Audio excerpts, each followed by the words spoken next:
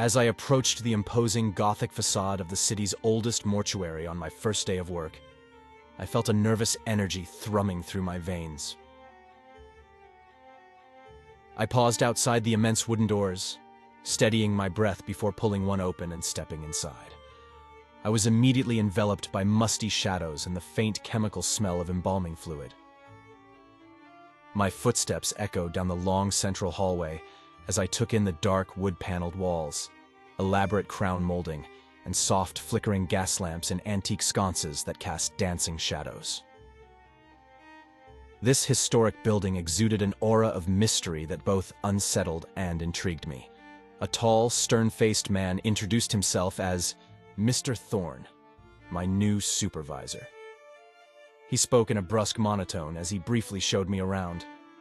The cold, clinical nature of the stainless steel embalming room gave me chills. The body bags lined up in the frigid basement chamber made me shiver. The jars of viscera on the shelves of the preparation room compounded my anxiety. Throughout the tour, Mr. Thorne droned on repetitively about procedures, his imposing presence putting me on edge. At last, Mr. Thorne led me to a small, cramped office tucked away in the shadows that had belonged to the previous mortician. "This is yours now," he intoned gravely before leaving me alone. The dusty space was cluttered with papers, specimen jars, and antique texts. Settling into the creaking leather chair, I began tidying up. In the bottom drawer, I found a cloth-bound journal filled with peculiar numbered rules and superstitions. I scanned the entries with amusement at first, but then growing unease. The previous mortician had clearly been rather melodramatic. I didn't believe in ghosts or the supernatural. These rules were merely ridiculous superstitions. Shaking my head, I tucked the journal away, wanting to start my shift with a clear head.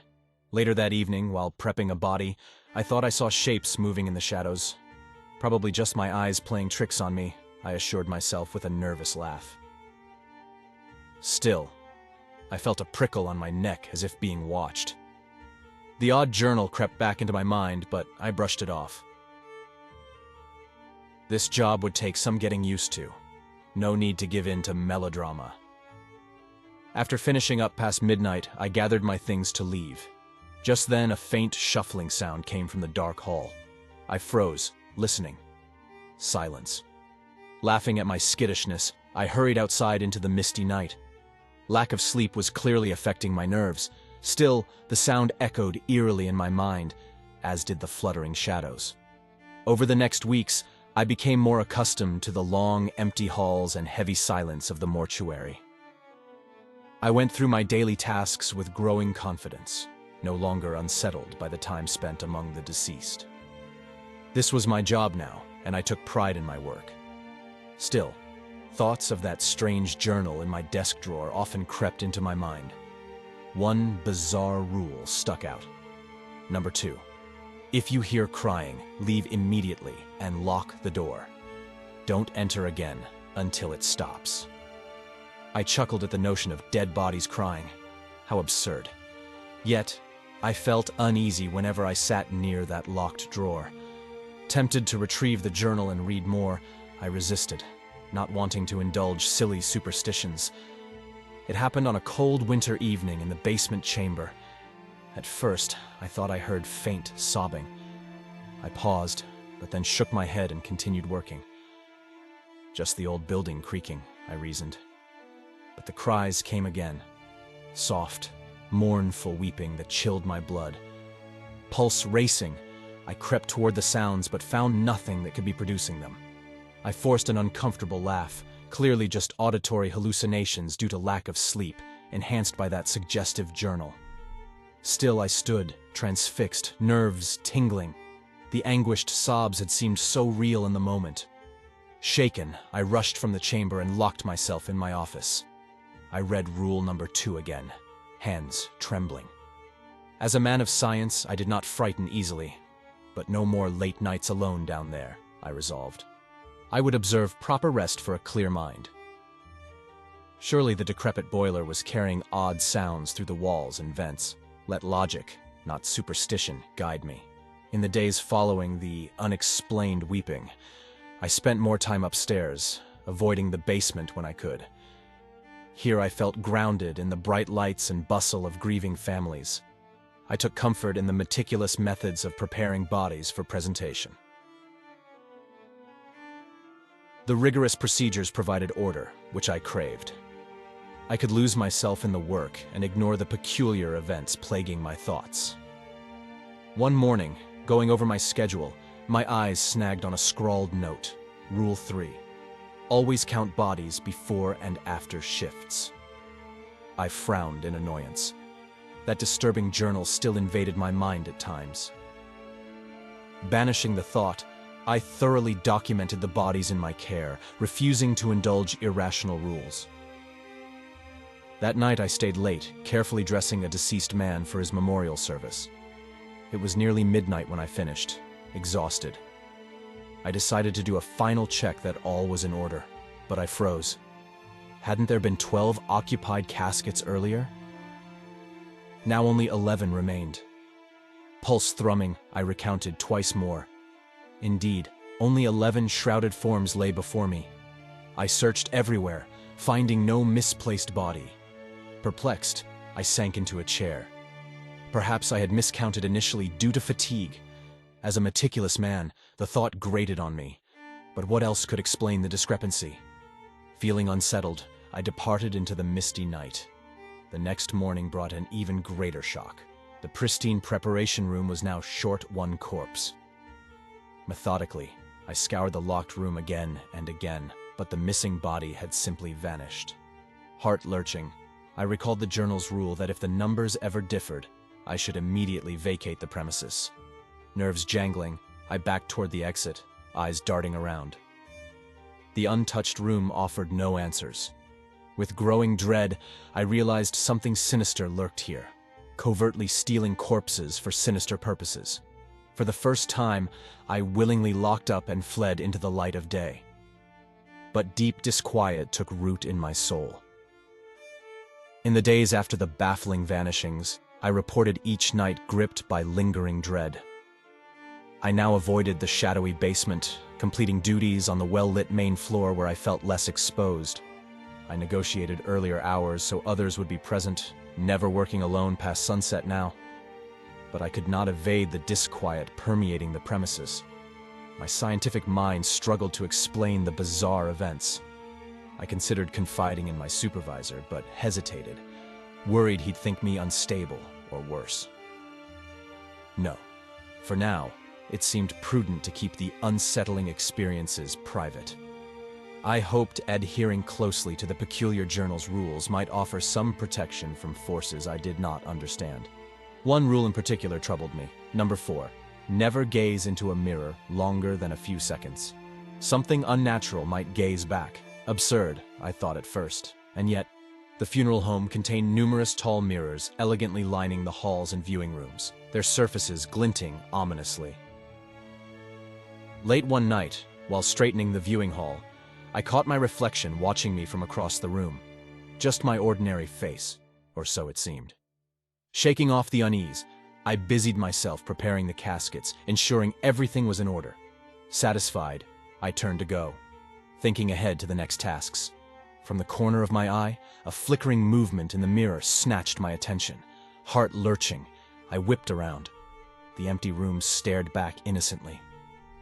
But when I reluctantly met the glass's gaze again, my likeness contorted grotesquely before resuming its mimicry. Chilled to the core, I fled to my office where I slumped against the closed door, struggling to slow my ragged breathing. Whatever sinister presence inhabited the glass, I wanted no part of it. The innocuous journal rules were now my only defense against the unnatural forces creeping at the fringes of my reality. In the uneasy weeks following my mirror encounter, I learned to carefully avoid any reflective surfaces within the funeral home, keeping my eyes downcast as I scurried past with hunched shoulders. It was the only way I could continue working there, despite the bizarre and frightening things I had witnessed. I desperately needed the income to eventually escape this place. One gray, drizzly morning as I hurried to prepare a viewing room, an unexpected scent wafted by that made me freeze in my tracks. The sweet fragrance of roses. I sniffed the air, turning my head. The pleasing floral aroma seemed to emanate from just ahead, growing stronger as I cautiously walked forward. With dawning unease, I realized this particular smell signified something ominous. Searching my memory, I recalled rule number 5 from the journal. If you detect roses, stand motionless until the scent fades away. My pulse skyrocketed and my mouth went dry. Hardly daring to breathe, I obeyed the compulsion, every muscle rigid and alert for any sign of movement in the empty corridor. The flowery perfume rapidly intensified until it became cloying and overpowering, erasing the ever-present undertones of carnations and lilies used in arrangements throughout the building. Without warning, a bone-numbing cold enveloped my shoulders, like frigid skeletal claws digging into my flesh. I gasped, staggering against the wall as my knees nearly buckled. Every instinct screamed at me to run, but I remained paralyzed by supernaturally imposed stillness, trapped in waking nightmare. The saccharine stench of roses grew sickeningly pungent, permeating the air while my vision blurred at the edges. After an interminable time, the phantom icy grip began dissolving along with the stomach-turning fragrance assailing my senses. Blinking slowly, I stepped forward unsteadily, one hand braced against the wall for support as I moved on trembling legs down the hallway. I did not stop until safely barricaded in my office, the door locked behind me. With shaking hands, I retrieved the journal from its drawer, seeking some talismanic protection from the bizarre forces plaguing this place. But the pages offered little comfort or insight, just more enigmatic words I no longer fully trusted. Later, once I had recovered some semblance of equilibrium, I ventured cautiously back into the empty hallway, sniffing the air. The cloying rose perfume was gone without a trace, as if it had never assaulted my senses at all. I stared around in bewilderment and dread, struck by how swiftly and totally innocuous surroundings could morph into a choking miasma of supernatural threat. The journal's bizarre rules were my only guide to navigating a reality that now felt dangerously unmoored. With no other choice left, I uneasily resumed my duties, senses straining in hypervigilance for the next uncanny onslaught. Despite the increasingly frightening supernatural events I had endured, I forced myself to continue working at the funeral home out of stark financial necessity. I now refused to stay on the shadowy lower levels after dark, and never lingered anywhere on the premises past sunset if I could avoid it. According to the journal, midnight held special ritual significance as the witching hour when ominous forces proliferated. Rule number 6 warned, if whispers arise after midnight, do not listen. Leave immediately, and do not return until dawn. In the past, I had scoffed skeptically at such notions, but my faith in a rational world had been soundly shaken by what I had witnessed. And so, I stayed late, one blustery winter night, focused on catching up on paperwork. Shortly after midnight, I finally set down my pen with a tired sigh and rubbed my aching temples. As I sat motionless, a faint, anomalous sound needled my awareness. Whispers. The hair on my neck prickled. I ceased all movement, scarcely daring to breathe as I strained to listen. The furtive, susurrant murmuring was barely audible but continuous. Then alarmingly, amidst the stream of wispy sounds, I distinctly heard my name called out.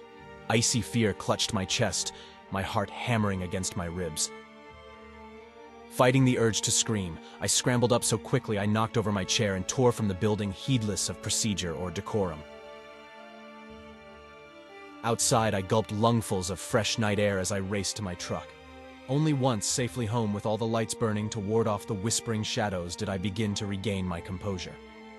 The next night, I doubled my workload, desperate to avoid remaining in the funeral home past the witching hour ever again. As midnight approached, my nerves thrummed with dread and the slightest unexpected creak or groan made me flinch. But 12 o'clock came and went, uneventfully as I focused intently on my tasks. It seemed keeping my mind disciplined and alert was the key to enduring the growing menace that filled the building as soon as the sun sank below the horizon. I still had 3 more weeks before my planned resignation. I just had to hold on and stay vigilant. The journal's rules would guide me. Without them, and the wisdom of the previous undertaker who had penned them, I suspect I would have lost my mind completely by now. Staying constantly occupied and productive during my shifts had become my coping mechanism and way to pass the long, lonely nights at the funeral home. I refused to dwell on the uncanny supernatural happenings or heed any slight sound or hint of movement in the shadows. Instead, I maintained a rapid pace and certitude of purpose in my actions on the main floor, efficiently completing each task on my checklist one by one. But late one night, as I tidied the plush carpeted viewing room, a muffled thump sounded from the end of the row of polished caskets. My heart seized. I froze in place, poised between fight or flight, pulse thundering in my ears. The thump came again, unmistakable, yet somehow surreal. Every instinct screamed at me to flee outside to safety, but some deeper intuition stayed my feet. The malevolent presence was already here within these walls, permeating every shadow-cloaked corner. So instead I descended to the dank basement level I usually shunned, seeking some small haven in the maze of little-used rooms. In a musty storage alcove, I squeezed into a lightless corner and pulled the door tightly shut, sealing myself in complete darkness. Crouched there shivering in the oppressive cold, I strained my ears for any sign of movement outside. But all I heard was the pounding of my own racing heart and my ragged, shallow breaths as I tried to calm myself. At last, the soft scrape of a footstep echoed in the hall. My chest tightened and I held my breath. The footsteps grew louder, too deliberate and heavy to be a figment of my imagination.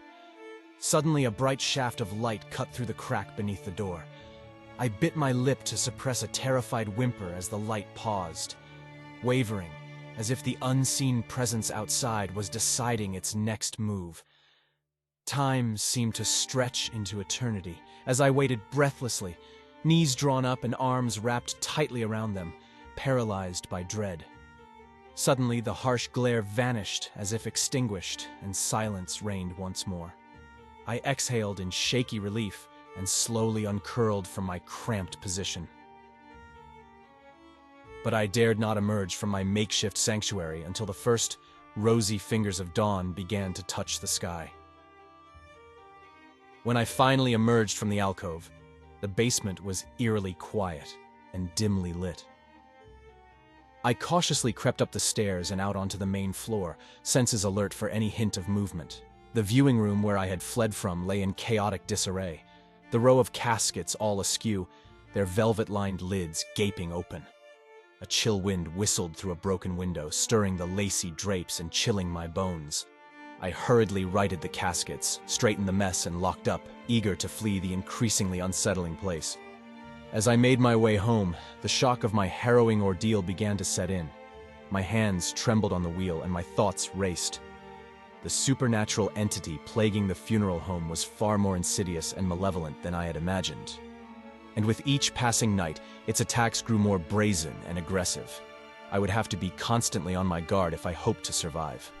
To bolster my defenses, I retrieved the journal from my desk drawer and studied its pages more intently than ever, searching for any clues or patterns in the bizarre rules that might help me avoid further confrontations with the shadowy presence. Many of the rules were more enigmatic than ever and seemed to serve no clear purpose, like rule number 7, which warned to never wear the color red after dark. And yet I sensed an underlying coherence to them, as if they were designed to manipulate or placate the malevolent entity. All I had to do was decode the hidden meaning behind each rule and discern their connection to the presence. As the days turned to weeks, my routine became more strict and regimented. I adhered religiously to the journal's rules and developed new ones of my own, like never entering the basement after sunset and avoiding the mirror-lined halls as much as possible. I also took to wearing a crucifix around my neck and smudging each room with sage in the hopes of dispelling the oppressive energy that now permeated the funeral home. With my renewed vigilance and heightened awareness, I managed to avoid any more direct encounters with the shadowy presence for several weeks. I began to hope that perhaps the worst was behind me. But then, one night, As I was preparing to lock up and leave, I heard a familiar rustling sound coming from the viewing room. My heart skipped a beat and I froze in place, straining to listen.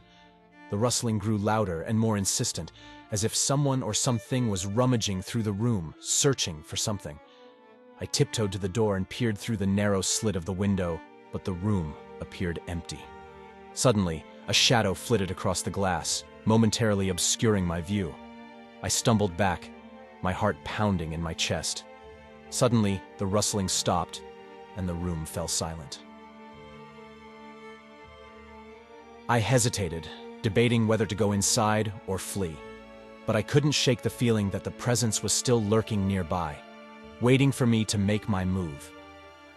So with a deep breath, I cautiously stepped into the room. The viewing room was in disarray, with casket lids thrown open and velvet curtains torn from their rods. As I took in the scene, a sudden icy gust of wind swept through the room, extinguishing the candles and plunging me into darkness. I fumbled for my flashlight, but the battery was dead. Panic set in and I stumbled toward the door, but it was locked from the outside. Suddenly, a chilling voice whispered in my ear, "Why have you come here?" I spun around, but there was no one there. The voice continued, its tone growing more menacing with each word. "You cannot escape. You are trapped here with me." I felt a cold hand grip my shoulder, pulling me back into the darkness. I screamed and fought with all my might, but the presence was too strong. It dragged me down into the basement, where I was met with a horrifying sight. A dozen or so corpses, all in various stages of decay, were laid out on steel tables, their eyes staring lifelessly at me. The presence released me and I fell to the ground, gasping for breath. The voice taunted me, "Welcome to your new home." Desperate and terrified, I scrambled to my feet and raced for the stairs. But every time I reached the top, I found myself back in the basement. It was as if the funeral home had become a twisted, never-ending maze, with the presence always lurking just out of sight. For what felt like hours, I wandered the halls, searching for a way out. But every door I tried was locked, and every window was barred. The presence tormented me at every turn, whispering chilling threats and taunts in my ear. Finally, exhausted and defeated, I collapsed in a corner and began to sob. The presence closed in, its icy fingers caressing my face. "You are mine now," it hissed. But just as all hope seemed lost, a ray of sunlight broke through the window, illuminating the room. The presence shrieked and recoiled from the light, releasing its grip on me. I seized the opportunity and raced for the exit, bursting out into the fresh morning air. I never returned to the funeral home again. The traumatic events of that night haunted my dreams for years, and even now, I still jump at the slightest rustle or creak. But one thing is for certain. I will never forget the lessons I learned from that journal, or the malevolent presence that nearly claimed my soul. And to this day, I still wear a crucifix around my neck, a constant reminder of the dangers that lurk in the shadows.